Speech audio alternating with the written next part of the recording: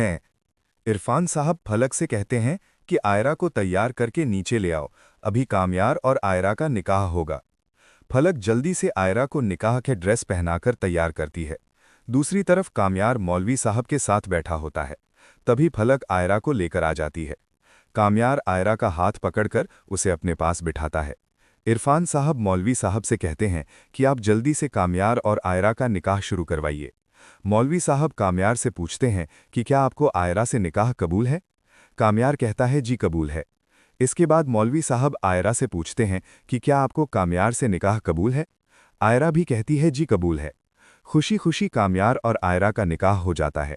उसी वक्त आयरा इरफान साहब से कहती है कि आप मेरा रिश्ता ख़त्म मत कीजिए, मैं आपके बिना कैसे रहूंगी। ये कहकर आयरा अचानक बेहोश हो जाती है। कामयार पीछे से आयरा को पकड़ लेता है। इरफान साहब जल्दी से आयरा को दबा देते हैं। थोड़ी देर बाद आयरा को होश आ जाता है। से कहते हैं कि आयरा को तैयार करके नीचे ले आओ, अभी कामयार और आयरा का निकाह होगा। फलक जल्दी से आयरा को निकाह की ड्रेस पहनाकर तैयार करती है। दूसरी तरफ कामयार मौलवी साहब के साथ बैठा होता है। तभी फलक आयरा को लेकर आ जाती है। कामयार आयरा का हाथ पकड़कर उसे अपने पास बिठाता है।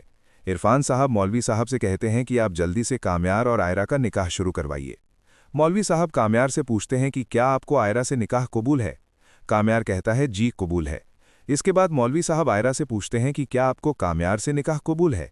आयरा भी कहती है जी कबूल है। खुशी खुशी कामयार और आयरा का निकाह हो जाता है।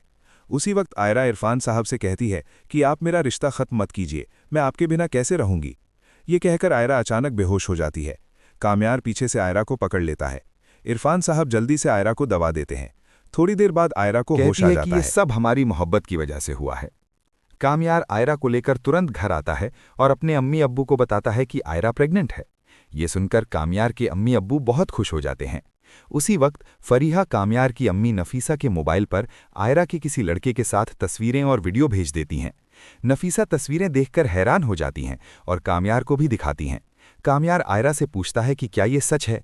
आयरा कहती है कामयार प्लीज़ मुझ पर यकीन करो, मुझे कुछ भी याद नहीं है। कामयार कहता है कि मुझे तुम पर हद से ज़्यादा यकीन है। ये सुनकर आयरा खुश हो जाती है। कामयार अपनी अम्मी से पूछता है कि ये वीडियो आपको किसने भेजे हैं। नफीसा बताती है कि ये सब फरीहा का काम है। ये सुनते ही कामयार आयरा को साथ लेकर फरीहा के घर पहुंच जाता है। वहां फरीहा अपने आदमियों को पैसे दे रही होती है। कामयार फरीहा को देखते ही उसके मुंह पर जोरदार थप्पड़ मारता है और कहता है कि उस दिन मैंने तुम्हें मारने से बचा लिया था, लेकिन तुमने आयरा और मेरी जिंदगी फिर से बर्बाद करने की कोशिश की। कामयार तुरंत पुलिस को बुलाकर फरीहा को जेल भिजवा देता है। कुछ समय बाद फरीहा जेल में पागल हो जाती है। इधर कामयार और आयरा अपने हनीमून की प्लानिंग कर रहे होते हैं कि तभी कामयार को इरफान साहब की कॉल आती है। इरफान साहब बताते हैं कि कामयार जल्दी से आयरा को हमारे घर लेकर आओ, क्योंकि फलक का बच्चा पैदा हो गया है। कामयार तुरंत आयरा को लेकर इरफान साहब के घर पहुंचता है। कामयार और आयरा फलक को मुबारकबाद देते हैं। आयरा अपने अम्मी अब्बू और इरफान साहब को बताती है कि वो भी प्रेग्नेंट है। ये सुनकर आयरा की अम्मी अब्बू बहुत खुश हो जाते हैं।